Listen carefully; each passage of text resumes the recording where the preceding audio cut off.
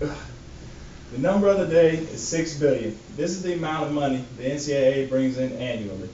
What's the NCAA, you might ask? The National Collegiate Athletic Association.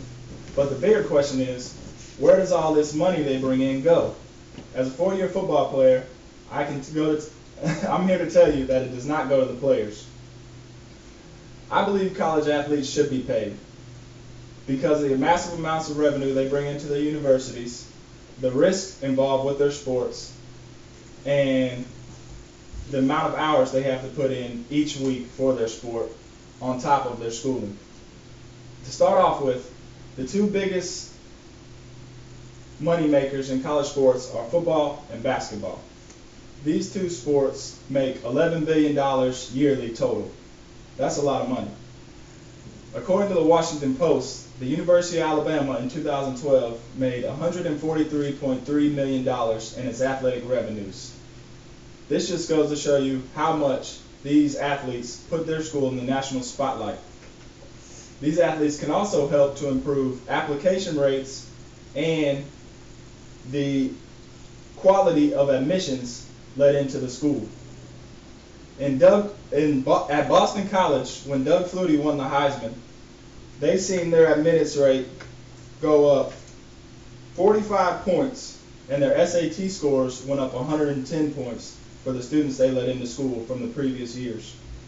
Basketball-wise, at Georgetown, when Patrick Ewing played in 1982 and 83, after their great season, they seen their admittance rate go up 47%, and their SAT scores for the people they admitted go up 40 points. This just goes to show you how much these athletes really help their schools. They're not only part of the core marketing aspects for the university, they're also part of the core labor force. Speaking of labor force, this brings me to my next point, which goes to show the risk involved these student athletes take. Say you're a student athlete and you go to your college on a scholarship and you end up getting hurt in the second week of practice, and it's an injury that doesn't allow you to play football or your sport anymore. The head coach then pulls your scholarship because they could use it for somebody else. What are you to do now? This is just one of the risks involved with being an athlete. Another risk involved is what happens if you miss too much class and end up failing school.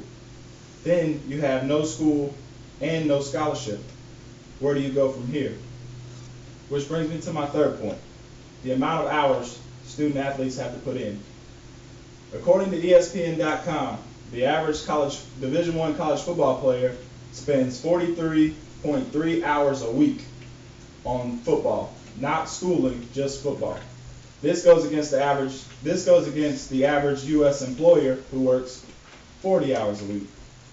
The average day when I played at Troy University, we had weights at 6:45 in the morning, then classes from about 8 to 12. We then had 2 hours for lunch, and then starting at 2, we would have meetings. At 3 o'clock, we would have another meeting with our team, and then we would start practice at 4. Practice would go till 7:30, and then we would have to go eat. After that was when we had to do all our schoolwork. So you can see how long a day is for a regular football player. Some basketball players during their season end up missing a quarter of their classes during the spring semester. This has to hinder their grades. In conclusion, I like to say that I believe college athletes should be paid. The money they bring into the universities is more than enough. The risk they put up with injury and school-wise is extensive, and